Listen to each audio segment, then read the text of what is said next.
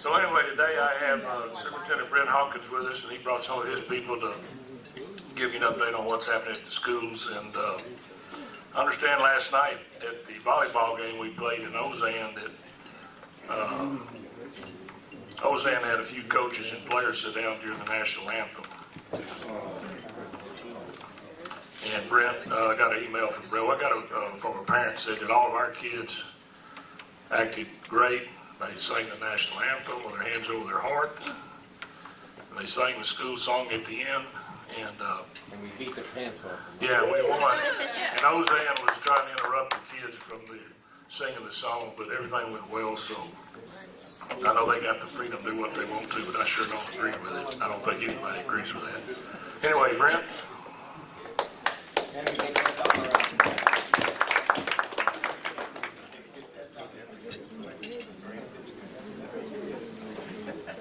Henry said that was a cheap dollar, cheap advertising. We need to go up on it. You better wait till the election's over, Henry. So I guess the difference between me and Doc is that he thought y'all came to see him as tail twister, and I know you didn't come to see me. You come for the chicken fried steak. So, but thank you for having me here today. I'm very excited to talk to you, as always, about the district. And you know, as Henry talked there a little bit, we're truly blessed to, you know, I appreciate serving as superintendent of this community. But more than that, I appreciate being your neighbor in this community. And sometimes you have to go around a little bit to figure out how blessed we are. When you serve the community that we do, and you know that there's a high economically disadvantaged population out there, you know one thing, and that's that there's people that have anger. For whatever situation life has turned out, you know, there's people from all walks of poverty and poor people and people who are just having some tough times, and many times that turns to anger. And so, you know, I'm not very happy with what's going on in our country right now, but I know this, and that's we're blessed to be in this country too. And you know.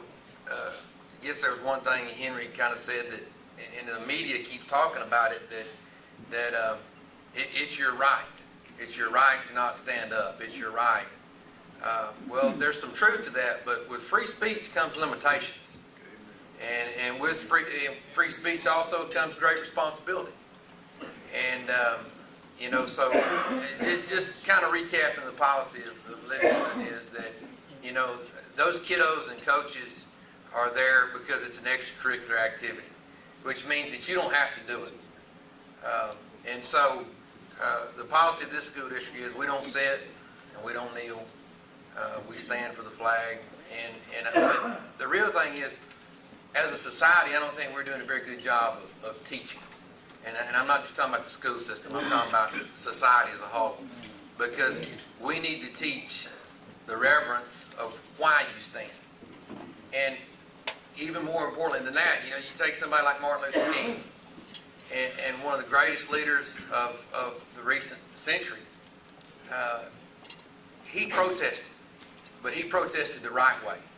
And so what in Livingston we want to do, and I don't know how Coach Broussard missed this, because this is really more his talk than mine, but you know, we want to teach kids to protest, that this country is about protest, but it's about protesting the right way.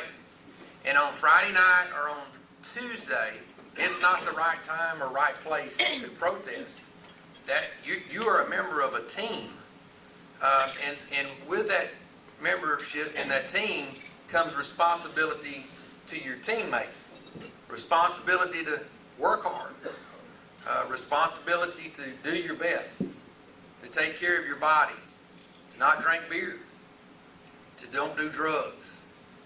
And responsibility to have that ethic with your teammate too, that I'm not going to be a distraction. So when you choose to kneel, you become a distraction. And you're not upholding your part to your teammate. And so those are the things that we want to teach. If you have a problem with society, and those of you who've heard, and I'm not a Clemson fan, but Dabo Sweeney has a talk on the internet, and he talks about a lot of the things, and disagree with him on some of them, because I think you do discipline a player. He says you don't discipline a player that kneels. Well, yeah, you do. You discipline a player that kneels, you discipline a player that sits. And so I take a disagreement with him on that. But we do have to teach our kids that while we live in an imperfect world and that we don't have a perfect nation, but it's all of our democratic duty to make it better. And so, but there's a right way to do that. There's a right time to protest. There's a way that you get active in your community. There's the values of service. There's democratic processes to make sure that as a nation, everyone has justice. So, with all that said, I'll get off that and I'll switch gears and go to something else.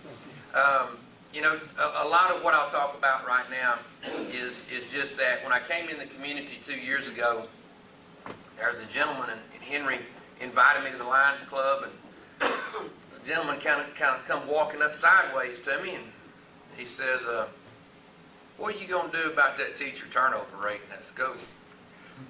And I talked to him and went on about our business. I asked Henry, I said, "Who was that guy?" He said, "Well, that's Mr. Tenney." And so, Mr. Tenney didn't introduce himself. He didn't say, "Hey, I'm Mr. Tenney." He had it on his mind and he had it on his heart. And I often think about that because there's probably no one who was more attuned to the greatest challenge that we face in education, both from a national perspective, a state perspective, and a local perspective, than what Mr. Tenney was hitting on: turnover. Now, teacher turnover in Mr. Tenney's day was greatly different. Things have changed. And I think that our economy's changed in the past 5 years. Kids have changed in the past 5 years. Our whole society has went through drastic changes. When I was junior high principal, you could have a kind of a fantasy football approach to staffing. You didn't do your job, then you're going to go to another district because I can probably hire somebody better than you. Well, that's not necessarily the case today. And so, we've had to change our outlook on the way that we think about staffing schools and shortage and so let me go through a few things. Number one is I want to show you I think it's important that you understand who we are as a school district, because I feel like, let me see your hands if you're a alumni in the audience. Okay. There's several Lions and Lady Lions that's here today. And just as I talked about things have changed, I think when you look at those numbers, you can see that our footprint is changed and is changing. 4,139 students, and that's fairly static. Over the last 5 years, you're looking at about 20 students bumping one way or another. And I think the thing about that is that, it's not always good to grow, but it's good to be good. And I think that's kind of the philosophy that as we move forward, the vision that we have 7 campuses plus DAP. And of those 7 campuses, one of those campuses, which is our academy for students who have had some challenges in life and got behind for whatever reason, it's under appeal as far as the accountability. All of our other campuses has met standard. And you say, well, what about that? What about that? Because that's the way we do it as humans, right? We don't look at the strength. We look at our weakest link. And so when you think about that campus, the academy campus, I think it's important to remember that when those kids walked in the door at that academy, they were greater than 2 years behind. So they were in danger of dropping out. Livingston High School has had a dropout rate twice the state average. Okay? And so that academy was an answer to that. And you say, well, why are you appealing?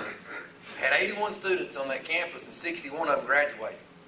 So that's more than those at-risk students have graduated in the previous 5 years. And so that was successful. And so I think sometimes the state measures some quirky things, but that was the first year for that campus. The next thing there is you can see the makeup of our student population, 65% economically disadvantaged. with that comes great challenges. You know, when you look at what does that bring to you? Have to credit the Board of Trustees. They made a very significant investment in this community, and that's moving from half-day pre-K to full-day pre-K. That's powerful from this perspective here. Dr. Mike Moses, former Education Commissioner, revealed some research that I was fortunate enough to hear.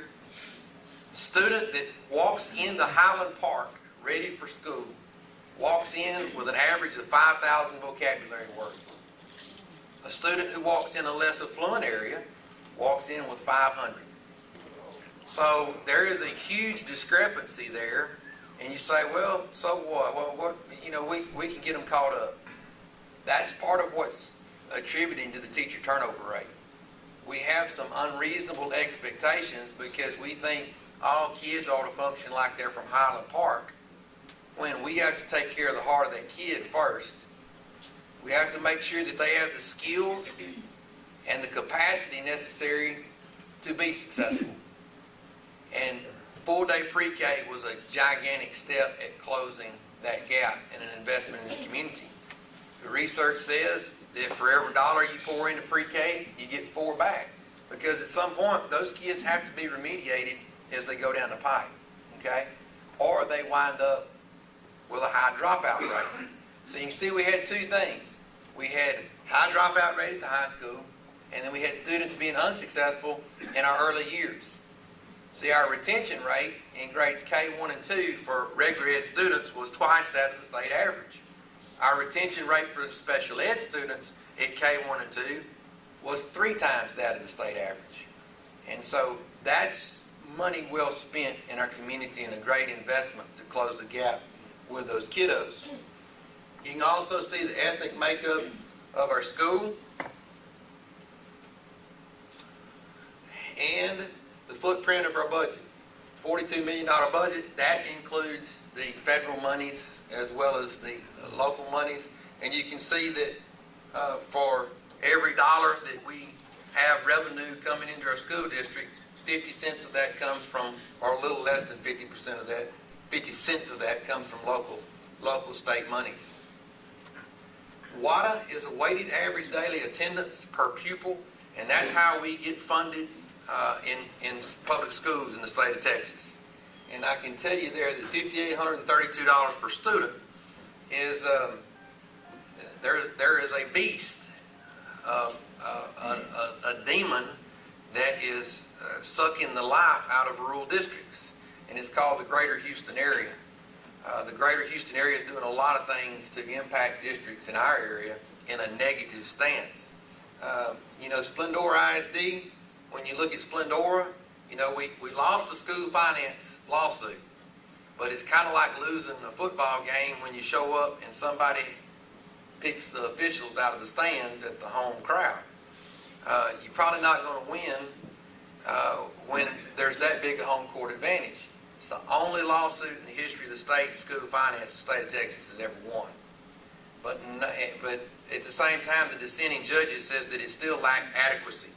So when you look at our $5,832 per student there, and you look at a district like Splendora ISD, well, when you talk about the taxable income within, or the taxability within a district, Livingston has about $237,000 per student of tax value that's floating out there.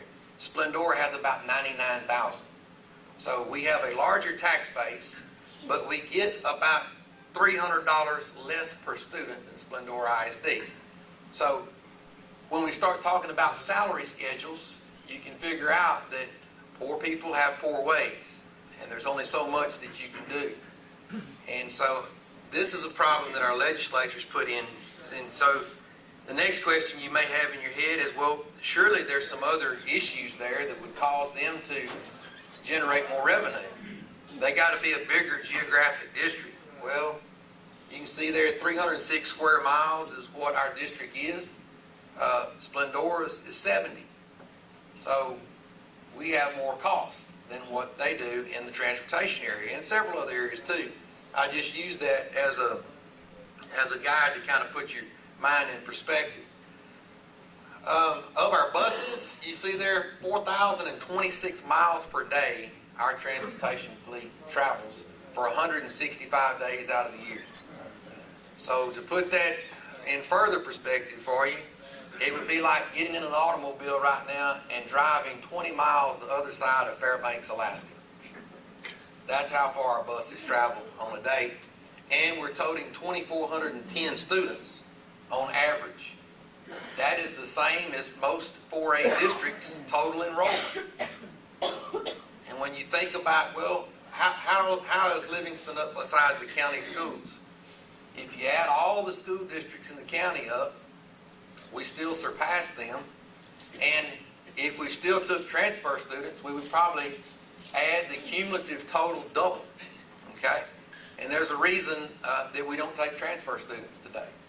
Is because when you open the door for transfer students, you say, wow, $5,800 a student. That looks good. We're bringing in more revenue, right? That's correct. But with more responsibility, too. There is an increase in cost to our district. And so, the philosophy of the district is changed and changing.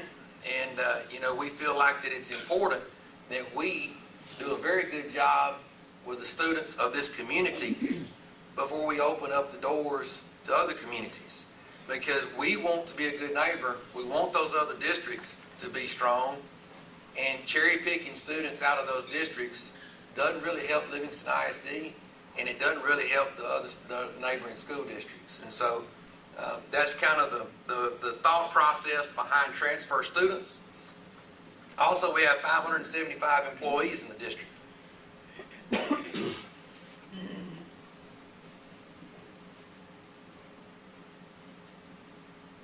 Okay, so what Mr. Tenney was hitting at the heart of was that in the state of Texas, we have about 300,000 teachers in the state. And there's about 600,000 educators. But I'm talking about actual classroom teachers that's teaching in the state of Texas. Last year, 31,000 of those retired. 16,000 become certified. See the problem? And then if you juxtapose that up beside the population, student population of the state of Texas grows 80,000 kids per year. There's a great train wreck there. When you look at math science, why can't we get quality math science teachers? Or in some cases, why do we pay a stipend, a critical needs stipend for math science teachers? There's a reason.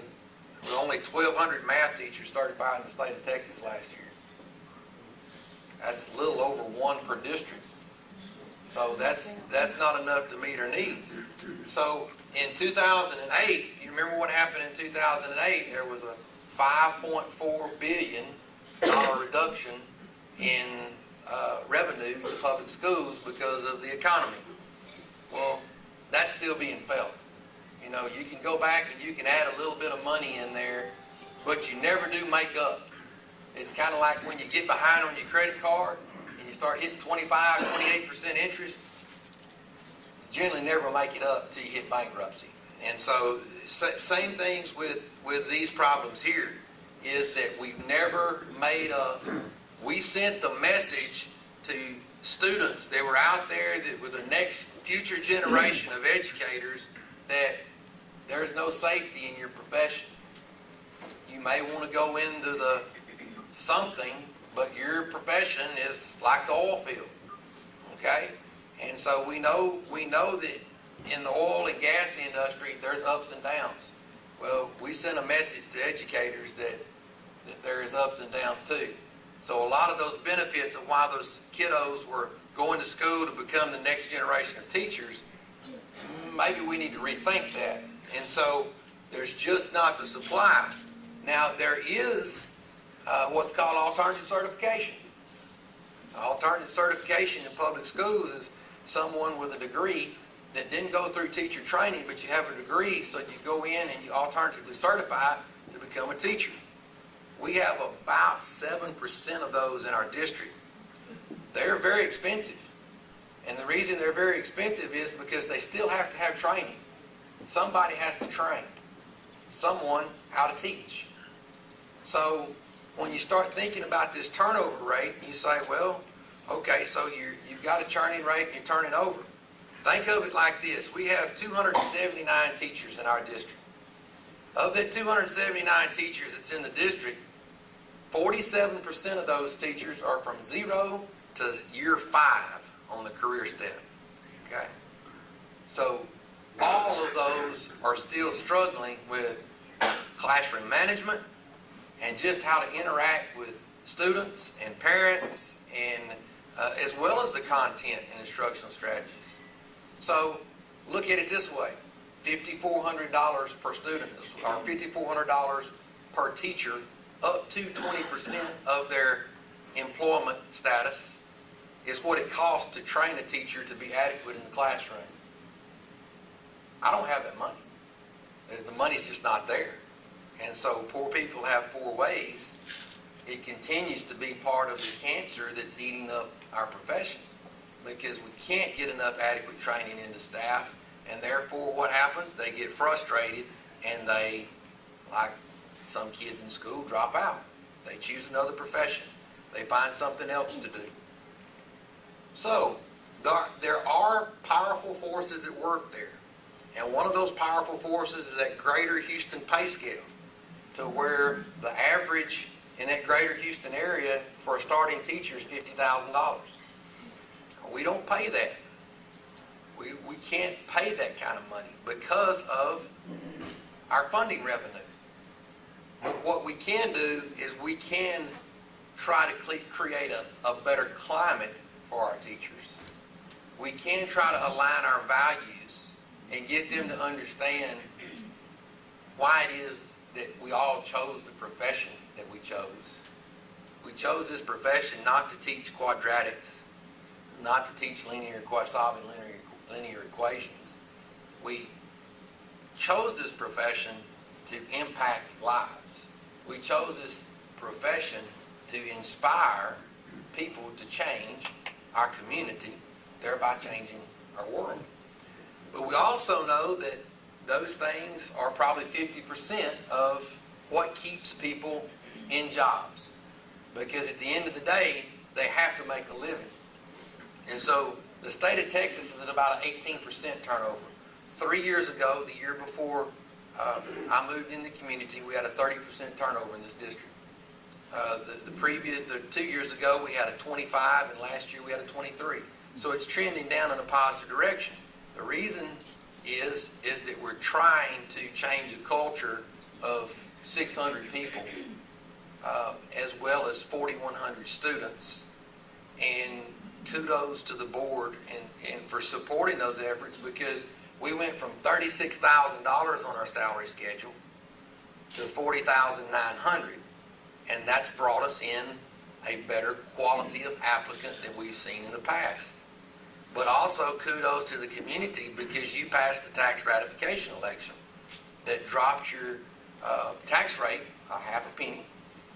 It funded some classes at the high school for dual credit, and it also gave more monies to flow into the teacher's salary schedule. And that was important, and it is important for the future of the district. Number one, just from the standpoint of when a kid gets in front of an ineffective teacher, it takes 5 to 7 years of effective teachers to correct that 1 year of loss. Okay? So you can see why dropout rates occur like they do. So once again, here's just kind of a little flop of where some school districts are. You see New Caney's at 53. Above them is Cleveland and Splendora. They're at 50. That's about a 30-mile drive to Splendora. There are districts in that neighborhood there that are at 60,000 as well, like Alvin ISD. So there is a lot of money being pumped into that area because they have to, in order to get people to live there, in order to get people to teach kids there. They're paying top dollar. What it does to property poor districts is it winds up being like Reagan. You know, President Reagan, in essence, bankrupt the Russians at one point in the arms race. And so that's what's happening to public schools in rural areas, is that some people are giving raises that they can't afford. and the district has been very conservative to make sure that we're good stewards of the taxpayers' money. So, with that, solutions versus BMW, and that's belly aching, moaning, and whining. You hear that a lot from educators, and that's something that we don't want to do. We want to have solutions, and we know that the state values some students more than others. Your heart is where your treasure is, and so obviously the students of Splendora are worth more than the Lions of Livingston. And that's sad commentary. And so I invite you to have conversations with your legislature and senators so that they understand that the kids right here is just as important as anywhere else. Because now that the school finance lawsuit has failed, then it falls back to the legislature to make sure that students get a fair and equitable shake across the state of Texas. Passage of the TRE, of course, was tremendous for our teachers. It closed that gap. If you look at us in Splendora, we were at about $800 per student difference. And so when that TRE was passed, it closed it to about $250. Tremendous. The district climate is one thing, and I think the things that we did this year was that we had a curriculum audit here my first year in the district, and so we put a lot of initiatives in place. And we felt like this year that we didn't really want to put a lot of change in place. But what we did want to do is we wanted to do the things that we were doing because they were sound and do them better. And we wanted our teachers to, we spent money on training for love and logic to make sure that the values that we had, if we're going to inspire a change in our students, then we wanted to make sure that every student that walked in Livingston ISD was dealt with out of a manner of love. And so I know some of you say, well, why do you got to train somebody to love somebody? I'm not sure either, folks, but in our society, we do. Okay? And that's the relevant of where we are. But here's the deal. That's in every profession. That's not just the education profession. It's in politicians. It's in the bank. It's in the media. It's in coaching. It's everywhere. We have people sometimes lose sight of the true impact, and that's students. So we talk a lot about that why, and we align our staff development so that why is at the forefront of everything that we're doing. We kept the 5 basic initiatives in the district that we've had. The first one being kinder-ready students. So that 5,000 versus 500 vocabulary word issue, you say, well, what does that impact?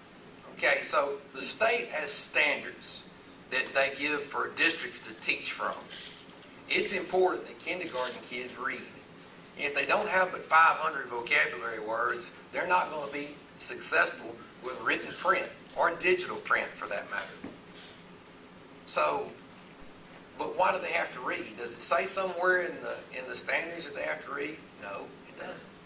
But what it does say in the math standards is that kindergarten kids will solve word problems. So if you're going to solve a word problem, you got to be able to read, right? And so that's even more why it was impacting that we have kids that are kinder ready, because we want all students in the school district to read at or above grade level by 3rd grade. And I say that when you think about that 65% economically disadvantaged, you say, well, those poor kids. We have to be very careful to be empathetic and not sympathetic, because just because you're poor, there's no monopoly on intelligence and there's no monopoly on stupid, okay? Kids, because of their parents' checkbook, does not determine whether they can read or not. They simply haven't been exposed to a lot of the experiences that more affluent students have. And so when you think about why you got into the business of education, why not come to Livingston? Because you can make the greatest impact here, much more so than you can in Highland Park. So that's the initiatives that we've got with the revamped reading program. We invested monies in our SRA reading mastery, and it's showing tremendous results in those early ages. But it's like everything else. Nobody likes change but a wet baby. And so we have to change the district, and we have to move forward in a way that people can sustain that change. Too much change blows everything up, okay? And so what we've tried to do is to pace ourselves over a 5-year process to where we can get back to another curriculum audit. And these changes impact kids. So the second thing is providing curriculum that's rich in rigor, academic progress, and ready for student success. Future-ready students have to, by 2020, that's our freshman class that walked in. First of all, we're preparing those kids in our thinking for jobs that probably don't exist, right? I mean, think of in the last 4 or 5 years of things that have been invented that somebody's either working on or making that didn't exist 4 or 5 years ago. So we're getting those kids ready for a job market that may not exist. But the thing that Robert Wood Johnson survey is telling us, the data is that class, 80% of the jobs when they graduate will require a bachelor's degree or some type of post-secondary certificate or skill, 80%. So the kid that gets the diploma and walks across the stage has got another step, or they're competing for 20% of the job market. Okay? So that's why the district has invested in trying to get as many college hours as we can. We know that when we reach 20 hours of college, the kids graduate from college. And so currently the district is paying for 39 hours of college. We have freshmen students at Livingston High School that is also enrolled at Angelina College. We hope to get that to 60. But there's also another group of students over there, our technical vocational students, that we're ramping up and providing skills for, like medical billing, nurses' aid certificates, or welding certificates and things like that, so that they will have skills on the technical side as well to go into that job market. Hiring and retaining great teachers for our students. You know, folks, the board has been very good and deliberate at saying that the best money that we spend is in that area. We can buy a lot of workbooks. We can buy a lot of things that don't love kids. And so when you invest in quality teachers and you retain quality teachers, you cut that $5,400 of staff development that you need that you don't have down. And to be quite frank with you, if you look at the data, so today if you replace a teacher, you're probably going to replace them with someone who's less prepared or less skilled in any case than the person that you lost. So in this day and time, the best thing that we can do is to work with our teachers to create an environment that they want to be here and to get them to understand that there is truly a purpose beyond just what we do here. There's a greater purpose, and that's to serve our society. And then last but not least, building strong relationships with students, community, and parents, and that goes back to some of the things I was talking about with Henry.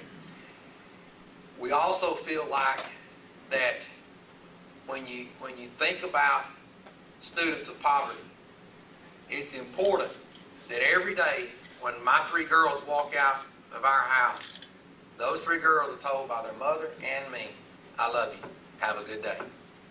Some of our students don't get to hear that. And so our kids need champions, and educators have to be that champion. And so this year we've started something that, Kip, if you would please start that for me. It's called Intentional Conversations to Students. We need students to hear from adults that you're the reason I'm here. You're the reason that I'm in education. You're the reason I'm doing this, and I believe in you, and I believe that you have dreams that you can attain. So I have a short video here that I want you to look at, and basically it kind of models 4 of those deals that we took and we videoed of those students.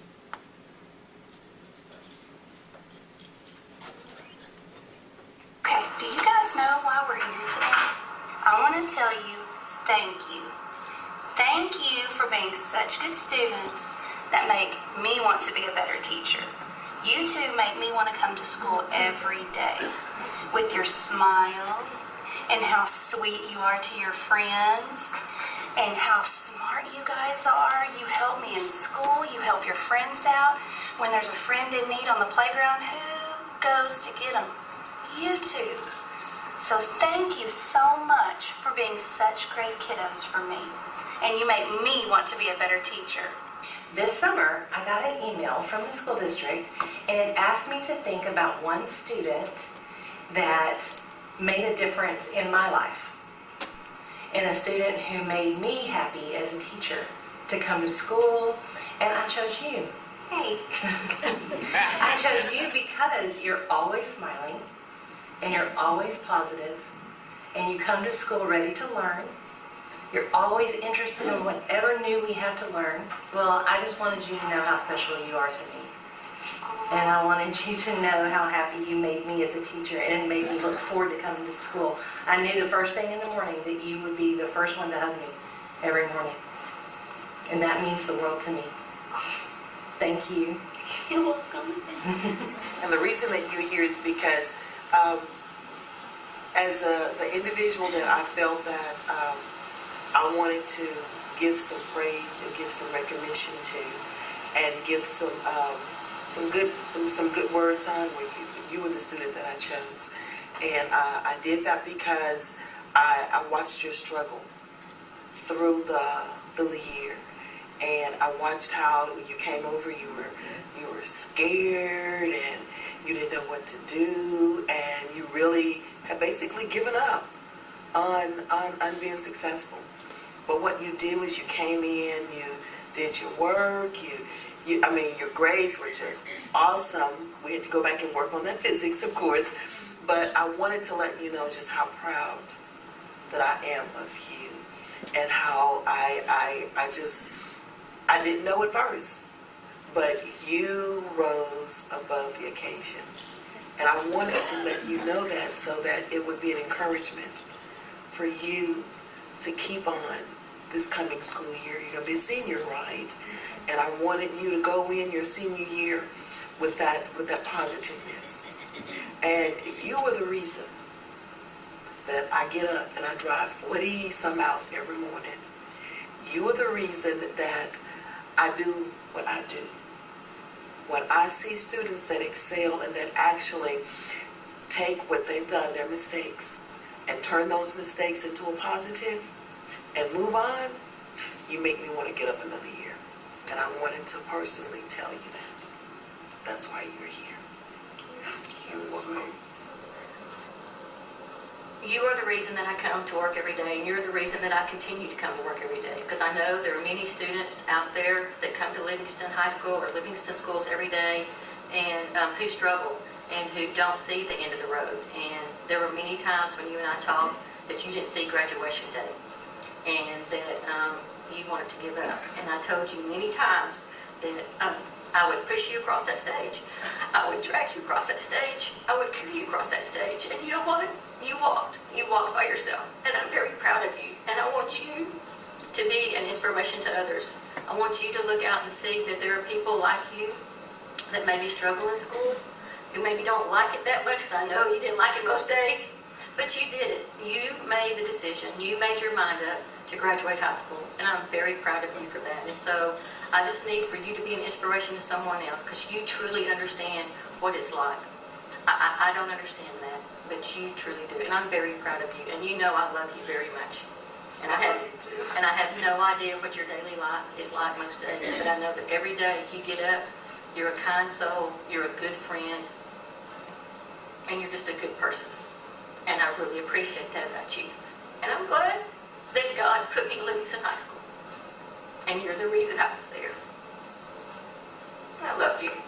You're the reason I know. And you know that. I know. I love you. So every child needs a champion. I'll take 2 questions real quick. Anybody have a question? I've got a comment. Brent, my daughter was a first-year teacher, 4th grade, and she's involved. She has a mentor, Susan Dandy, and that's a fantastic program because there's always somebody there to help you as a new teacher. what Dave is referring to is we have a mentoring program to where the retired teachers come back in and they help the new teachers understand lots of the little edges that there's not time to adequately train on, and they do an outstanding job of caring about them and wanting them to be successful. Not all districts do that, and that is a fabulous benefit for those new teachers that are coming in. Any other questions? Are you fully staffed? We have one assistant principal opening because Dr. Bakewell Barron is now the superintendent in Runge.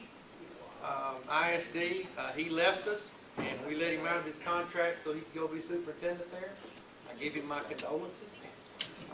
And we also have an opening for, or matter of fact, we think an opening. There's possibly two, but we think we have an applicant that the Department of Defense will approve for JROTC. And then we have one business information teacher at the high school who the person that left that job had some personal issues. And so other than that, there's 277 jobs that are filled in the district. So with that, thank you for all you do for the community. Thank you for all that you do for the school district. It truly is a blessing to be here, and God bless each of you. Great.